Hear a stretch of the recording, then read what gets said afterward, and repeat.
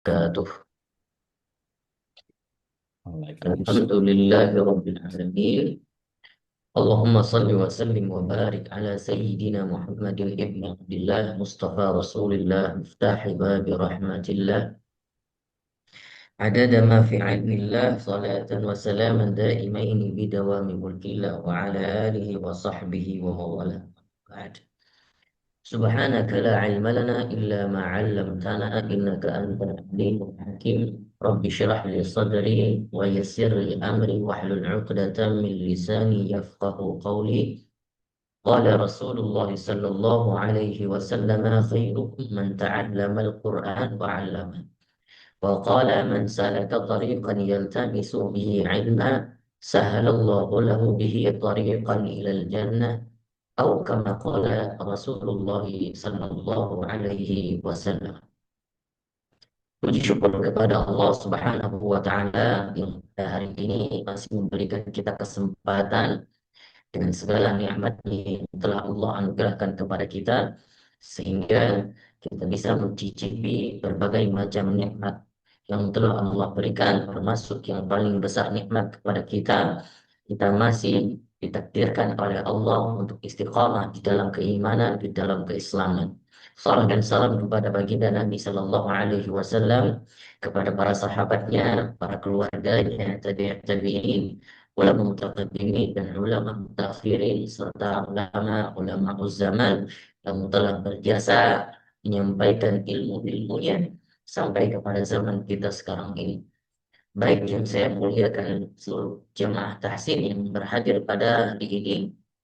Insya Allah, semoga Allah memberikan hidayah dan istiqamah kepada kita, membukakan pintu ilmu yang besar kepada kita sehingga kita bisa memanfaatkan dan bisa memahami ilmu dengan benar dan menjalankan ilmu-ilmu tersebut sesuai dengan tuntunan dan sunnah-sunnah yang telah diajarkan oleh Rasul Sallallahu Alaihi Wasallam. Baik, pada hari ini insya Allah kita akan lanjutkan sedikit kajian di dalam kitab Ighasatul Lahfan fi Masayyidi Syaitan, kitabnya Imam Ibnul Qayyim Al-Jauzi. Kita lanjutkan di fasal setelahnya.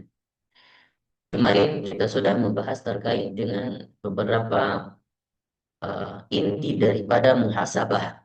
Ya. Inti daripada muhasabah. Namun pada fasal kali ini, Imam Ibnul Qayyim menjelaskan terkait dengan manfaat daripada muhasabah tersebut. Masih ada relasi dan kaitannya dengan beberapa pembahasan yang sebelumnya. Kata Imam Ibnul Qayyim, qala al-musannifu rahimahullahu ta'ala wa nafa'ana bihi wa bi'ulumihi bid-daraini amin ya rabbal alamin. Faslun wa fi muhasabatin nafsi 'iddata masalih. Kali ini Al-Imam Ibnul Qayyim menjelaskan manfaat-manfaat daripada muhasabah. Minha al-ittila'u ala 'uyubiha. Wa man lam yattali' ala 'aibi nafsihi lam lam yumakkinhu izalatah. Fa idza tala'a ala 'aibiha maqta'a bi dzatillahi ta'ala. Eh, yang pertama adalah manfaat daripada muhasabah itu adalah mengetahui aib-aib atau kekurangan-kekurangan yang ada pada diri kita. Maka oleh karena itu, daripada syarat-syarat kita bertaubat adalah harus menyesali daripada seluruh perbuatan kesalahan yang pernah kita kerjakan. Itu adalah syarat taubat. Maka sebagian daripada muhasabah itu adalah mengetahui kekurangan diri, ya, kekurangan diri yang belum sempurna untuk jadi hamba yang sebagaimana dituntun dan diperintahkan oleh Allah Subhanahu wa taala. Padahal Allah sudah menciptakan kita, wa ma khalaqtul insa wal jinna illa liya'budun. Maka seluruh kehidupan kita orientasinya seharusnya karena Allah. Kita berbisnis karena Allah, kita berjalan karena Allah, kita bangun tidur karena Allah, tidur karena Allah, dan semuanya karena Allah. Nah, terkadang kita harus bisa merefleksi diri, harus beberapa saat berdiam sejenak untuk memikirkan apakah kita sudah menjadi hamba yang sudah benar, yang yang pernah diperintahkan, yang sudah diperintahkan oleh Allah Subhanahu wa taala sesuai dengan perintahnya. Banyak sekali yang diungkapkan oleh Imam Ibnu Qayyim dalam kitabnya tersebut, ya, terkait dengan beberapa kisah-kisah orang soleh yang dikatakan bahwasannya orang-orang yang belum mengetahui dirinya sendiri, yang tidak pernah muhasabah, tidak pernah merefleksi, tidak pernah introspeksi diri, maka dia tidak akan kenal dengan dirinya. Ya, kata Imam Abu Bakar bin Abdullah Al-Muzani, ya, katanya, "Lamma nazartu ila ahli Arafat, dhanantu annahum qad ghufira lahum, laula anni kuntu fihi." Maka sebagian daripada inti daripada haji yang pada musim kali ini sudah dekat dengan musim haji, saudara-saudara kita yang insya Allah nanti akan berhaji, maka kata di dalam Al-Quran saja atau disebut oleh Nabi Shallallahu Alaihi Wasallam Al-Hajjul Arafah, bahwa inti daripada haji itu adalah Arafah. Maka kalau kita kaji lebih dalam, apa itu inti daripada Arafah yang dimaksud Nabi Shallallahu Alaihi Wasallam? Arafah itu secara sederhana manusia-manusia berkumpul di Jabal Arafah, ya, wukuf di Arafah. Pada saat itu hanya kegiatan yang simpel saja, hanya duduk sejenak, ya. Namun ada inti yang sangat mendalam di dalam Arafah itu, ya. Kalau secara bahasa kita kenal, Arafah itu adalah berasal dari kata Arafah, mengenal. Mengenal itu artinya kalau disebut dengan Arafah, ya'rifu, mengenal, saling mengenal, ya ta'arufu. Maka ketika di hari Arafah itu, ternyata pesan yang tersirat di dalam hari Arafah itu adalah manusia seharusnya mengenal dirinya. Dan duduk berdiam sejenak pada hari Arafah itu, mendengar khutbah di hari Arafah itu, pesan yang mendalam adalah di mana manusia bisa merefleksi diri dan introspeksi. Inti daripada Arafah itu adalah muhasabah.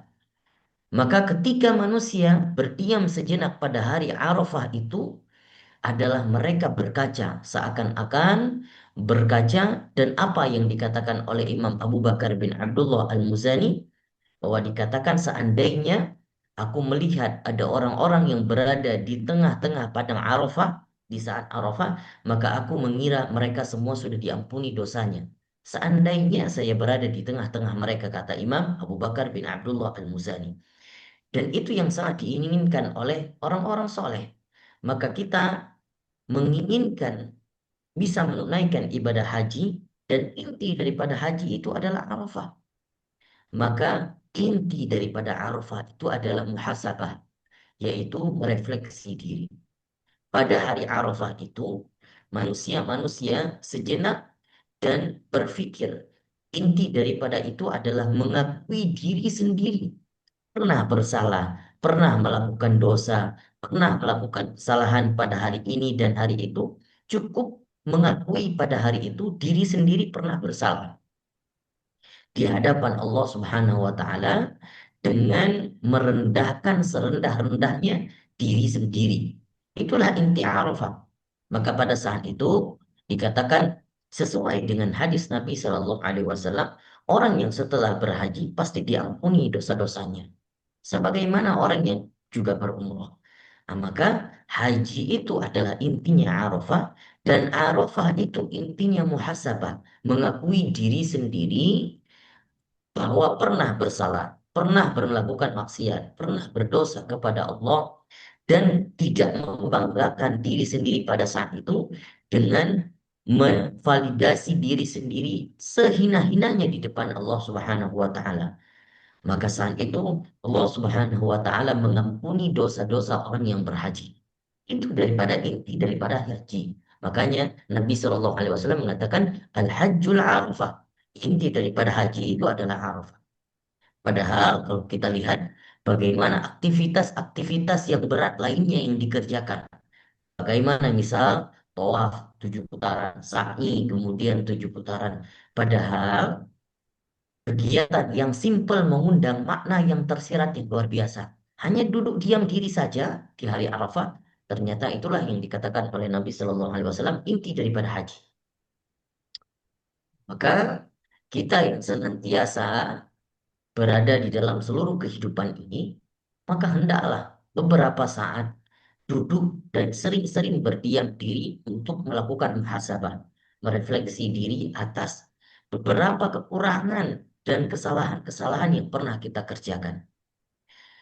Apa yang dikatakan oleh daripada beberapa riwayat-riwayat yang lain diriwayatkan oleh Imam Muslim bin Sa'id Al-Wasati, ya, dikatakan bahwasannya dia pernah bertemu dengan orang yang soleh, ya.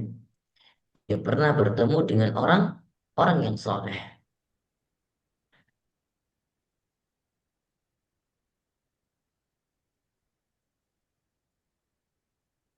Maka pada saat itu bertemulah dengan Salim bin Hasham namanya. Dan ketika pada suatu hari dia mengikuti suatu kabilah, ya, kabilah Safar, maka melihat ada seorang yang sangat-sangat luar biasa kealimannya, Silah bin Asyam. Ini namanya Silah bin Asyam. Maka pada suatu ketika, ini Silah bin Asyam, ya, dia pada satu malam dia hendak melakukan sholat sholat malam, ya. Namun pada saat itu dia memastikan terlebih dahulu agar semua orang-orang yang dalam kafilah perjalanan tersebut tidur, ya, tidur dengan lelap. Maka pada saat itu dia sudah memastikan bahwa semua orang sudah tidur, dia bangun malam, dia pergi ke tengah-tengah hutan, kemudian dia berwudu dan kemudian melakukan sholat. Dan ternyata kegiatan ini diintip oleh orang yang meriwayatkan cerita ini. Ya. Dan apa yang dikatakan bahwasanya dia melihat tidak lama kemudian ketika dia sholat, dia melihat ada seekor harimau yang mendekatinya, ya. Dan saat itu Silah bin Asyam ini setelah sholat 2 rakaat dan dia Ya, melakukan Pak. salam, maka setelah salam tersebut, setelah Kenapa? salam tersebut dia Kenapa? mengatakan kepada Saya harimau baru buka tersebut, ini. Kenapa? dikatakan apa? Wahai engkau makhluk Allah, tolong engkau cari rezeki di tempat lain. Ya, tidak lama kemudian ternyata harimau pun eh, padahal harimau tersebut dikatakan sudah seperti harimau yang sudah kelaparan. Tapi melihat seseorang yang sedang sholat seperti Silah bin Asyam, ternyata dia menghindar. Dia pergi ke tempat lain. Nah, itu adalah bagian daripada kekaromahan orang-orang yang hatinya bersih, orang-orang yang melakukan ibadah kepada Allah dengan hati yang ikhlas. Apa kata Yunus bin Ubaid? Ini la ajidu mi'ata khaslah min khisalil khair. Ma a'lamu anna fi nafsi minha wahidah. Yang orang-orang yang saleh yang seperti ini, yang diriwayatkan oleh Imam Ibnu Qayyim, itu adalah orang-orang yang tidak mengakui, yang selalu mengakui kesalahan dirinya. Apa yang dikatakan? Aku melihat bahwasanya ada 1.000, bahkan ada 100, bahkan 1.000 daripada kebaikan yang harusnya aku kerjakan. Tapi katanya, padahal ini Yunus bin Ubaid termasuk orang saleh. Tapi dia katakan apa? Bahwasanya aku tidak mendapatkan diriku, tidak ada satu kebaikan pun daripada 100 tersebut yang ada pada diriku. Dan kemudian berkata Muhammad bin Wasih, "Lau kana lidzunubi rih, ma qadara ahadun ay yajlisa ilayya." Nah, ini sebagaimana yang sering populer, ya, statement populer yang sering kita dengarkan. Apa katanya? Muhammad bin Wasih mengatakan bahwasanya seandainya dosa-dosa itu punya bau, ya, berbau, maka tidak ada satu orang pun yang mau duduk dengan saya. Ini kata Muhammad bin Wasil. Ini yang berkata semuanya ulama-ulama dan orang-orang saleh. Dan mereka selalu mengakui dirinya selalu berdosa. Nah, maka kita sangat sering diajarkan oleh guru-guru kita bahwasanya di setiap kebaikan yang kita kerjakan, jangan pernah jangan pernah membanggakan diri untuk mendapatkan sebuah pahala atau bonus dari Allah. Cukup bersyukur saja daripada kebaikan yang pernah kita kerjakan, bahwa Allah itu bisa menghapus segala dosa-dosa kita dengan kebaikan yang pernah kita kerjakan. Nah, itu cukup untuk disyukuri daripada mengharap bonus dan ribuan pahala dari Allah. Maka dengan seperti itu, kita tidak pernah menganggap ada kelebihan di dalam diri kita. Tidak pernah menghitung pahala yang ada pada diri kita.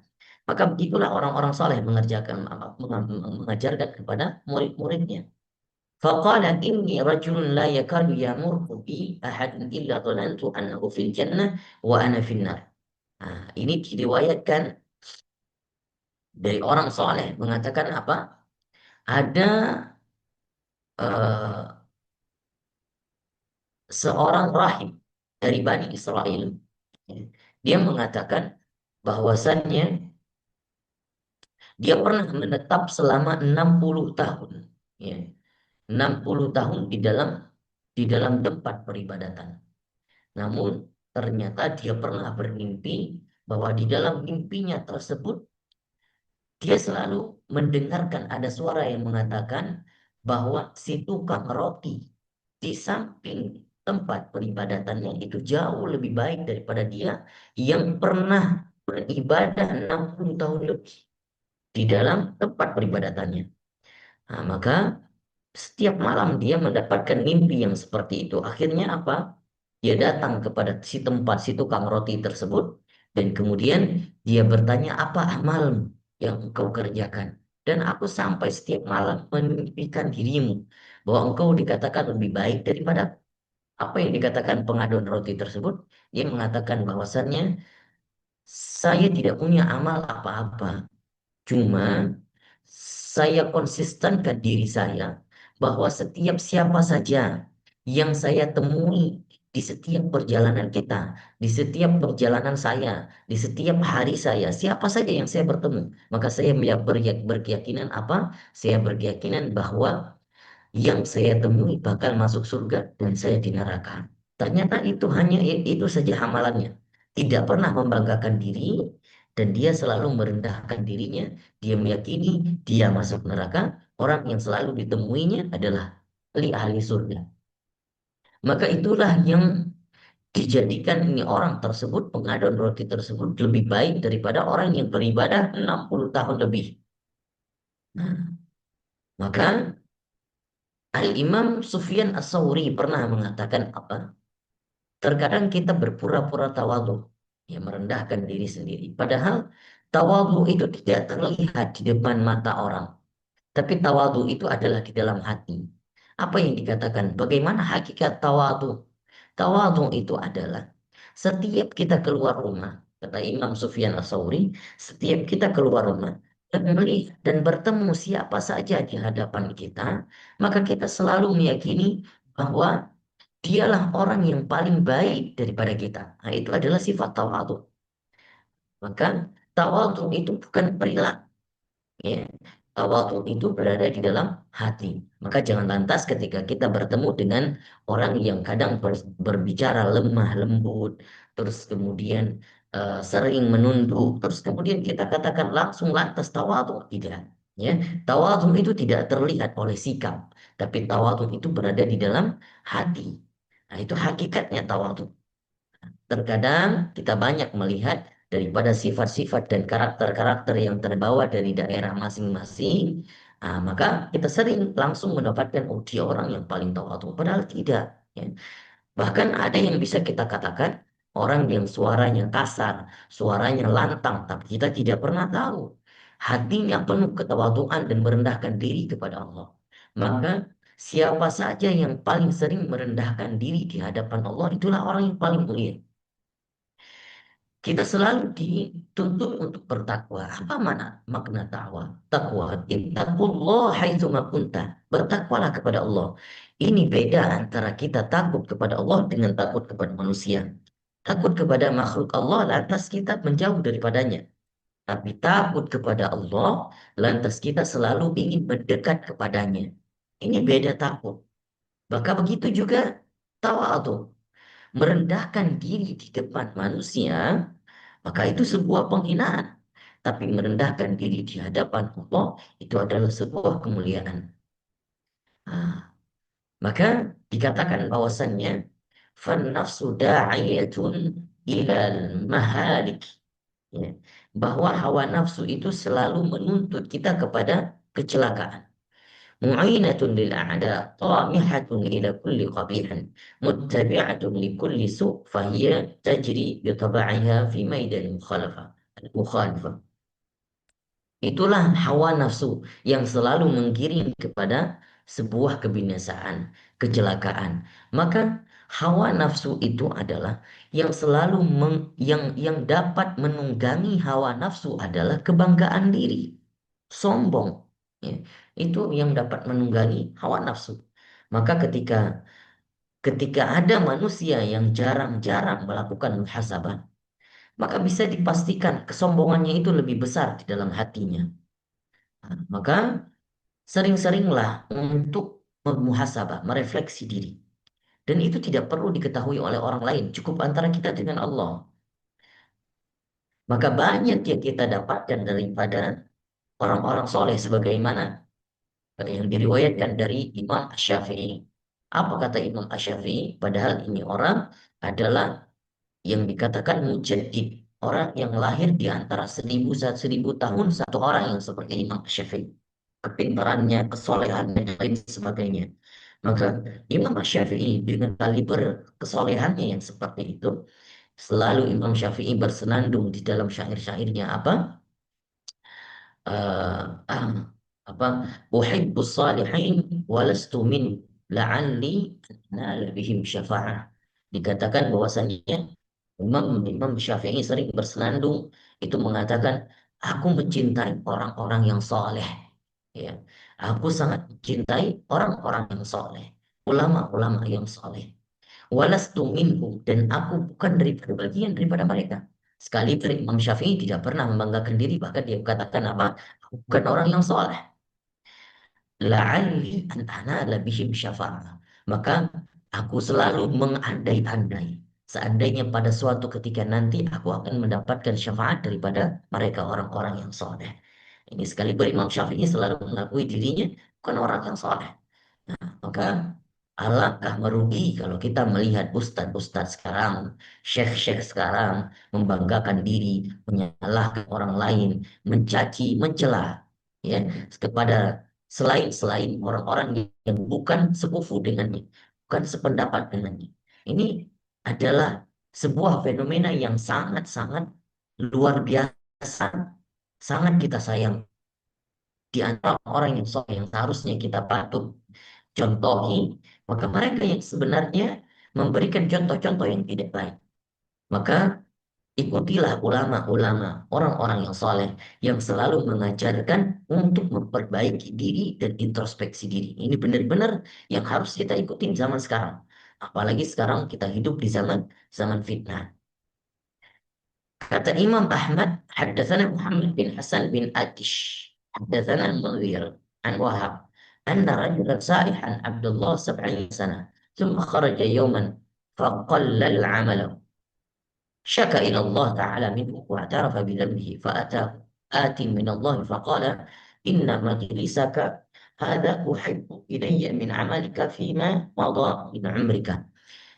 Ternyata diriwayatkan oleh Imam Ahmad, pernah diriwayatkan dari Wahab, ya, bahwasanya dia pernah bertemu dengan seorang lelaki yang soleh, yang sudah beribadah kepada Allah 70 tahun lamanya. Maka di antara 70 tahun itu dia pernah sekali keluar, ya, dan dia pernah mengadu kepada Allah, mengatakan tentang banyak dosanya, banyak kekurangannya di hadapan Allah. Dan saat itu didatangi oleh malaikat. Dan malaikat itu mengatakan apa? Sesungguhnya hari ini tempat dudukmu di tempat di mana yang engkau mengakui kesalahan-kesalahan dosamu di hadapan Allah. Padahal engkau sudah beribadah 70 tahun, maka hari ini tempat dudukmu itu jauh lebih aku cintai daripada amal ibadahmu selama 70 tahun. Itu dikatakan oleh malaikat tersebut. Dan ternyata Itu manfaat daripada muhasabah. Yang pertama tadi adalah manfaat daripada muhasabah, mengetahui kekurangan diri sendiri. Daripada manfaat yang lain, yang kedua, manfaat muhasabah itu adalah annahu ya'rifu bidzalika haqqallah ta'ala. Orang yang sering-sering muhasabah, yang sering-sering introspeksi diri, maka dia akan mengetahui hak-haknya Allah. Ya, maka barang siapa yang tidak mengetahui haknya Allah, maka bisa dipastikan ibadahnya kemungkinan besar tidak diterima oleh Allah. Ya, bagaimana bisa diterima oleh Allah ibadah-ibadah orang yang sombong? Sebagaimana iblis saja diusir dari surga tempat terbaik, maka dengan karena kesombongan yang kecil, ya, hanya karena tidak mau mengikuti perintah Allah, tidak mau sujud kepada apa yang diperintahkan Allah. Ternyata itulah yang dikatakan orang yang sombong itu memang benar-benar memang dosanya seakan-akan remeh, tapi ternyata konsekuensinya besar. Kata Imam Ahmad, Imam Ibnul Qayyim mengutip apa yang diriwayatkan oleh Imam Ahmad, karena Imam Ibnul Qayyim sendiri adalah bermadhab Imam Ahmad bin Hambal, bermadhab Imam Hambal. Maka tidak jarang, tidak heran kalau kita melihat di dalam kitab Ighasatul Lahfan ini, Imam Ibnul Qayyim jarang mengutip perkataan Imam Asy-Syafi'i karena mazhabnya adalah Hambali. Kata Imam Ahmad apa? Haddatsana Jarir bin Hazm an Wahab qala بلغني أن النبي صلى الله عليه وسلم أن النبي الله موسى عليه السلام مر برجل يدعو ويتضرع فقال يا رب ارحمه فإني قد رحمته فأوحى الله تعالى إليه لو دعاني حتى ينقطع قوة ما أستجيب له حتى ينظر في حقي عليه.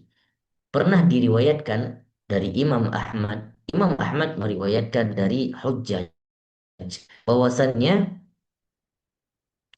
pernah diceritakan bahwasannya Nabiullah Musa alaihi salam berjalan dengan seorang laki-laki dan sering berdoa. Ya, laki-laki tersebut sering berdoa kepada Allah. Dia mengatakan, Ya Rob, wahai Tuhanku, ya, sayangilah dia, ya, sayangilah dia, dan saat itu apa yang dikatakan oleh Allah dan Allah mewahyukan kepada Nabiullah Musa mengatakan apa? Katakan kepada lelaki di samping bahwa ketika berdoa maka berdoalah sekuat tenaga sampai dirimu menggigil, ya, sampai dirinya menggigil, sampai-sampai dia mengetahui hak-haknya Allah.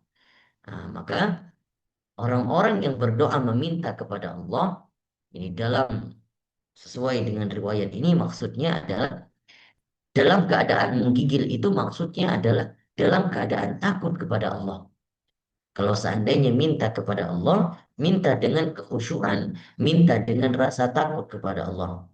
Minta dengan pengakuan diri kepada Allah bahwa diri kita yang tidak, bahwa kita adalah orang yang fakir, orang yang tidak punya apa-apa, berhajat kepada zat yang paling kaya yaitu Allah. Maka dikatakan bahwasannya yang paling bermanfaat bagi sebuah hati adalah ketika melihat hak-haknya Allah tertunaikan. Maka di sana adalah timbul daripada hati tersebut rasa keikhlasan, daripada ujub, daripada ria, ya, daripada apa-apa yang bisa membuat hati kita sombong, yang membuat hati kita itu jadi jauh daripada rahmat Allah Subhanahu wa taala. Kemudian فهذا محل نظر أهل المعرفة بالله أهل المعرفة بالله.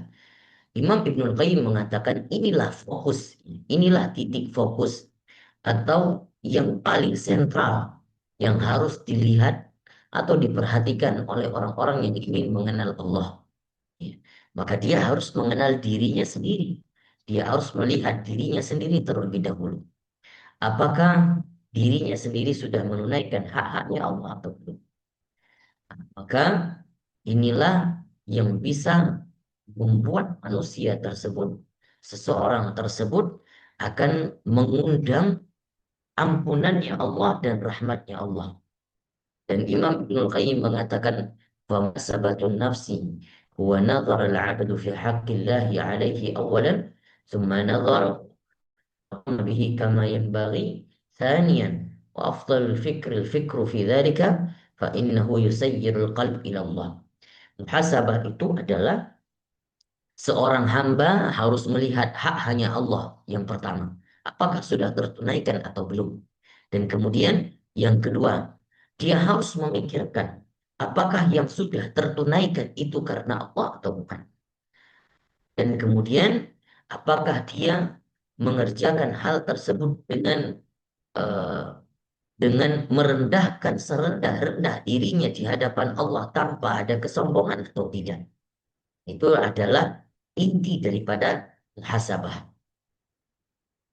Maka muhasabah ini adalah obat di antara obat-obat yang paling ampuh untuk eh, menghilangkan hawa nafsu yang ada pada diri sendiri.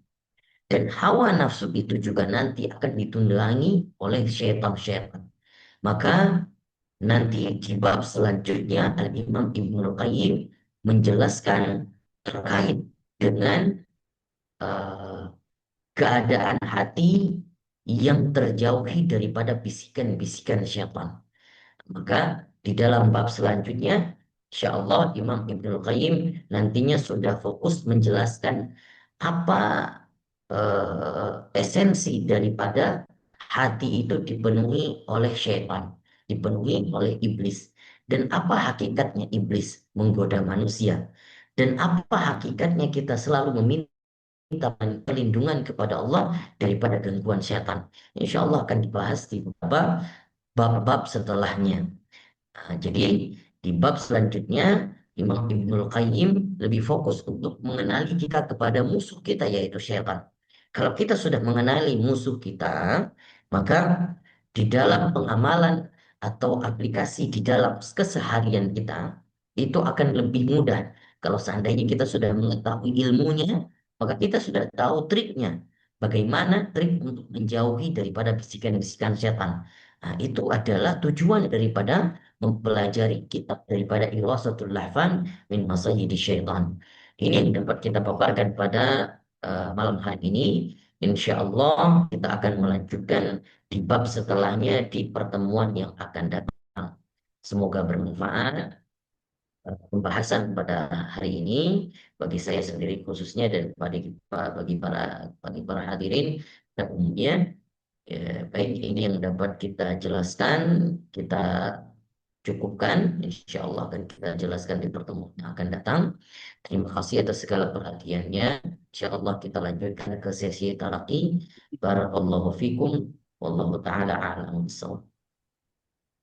Baik.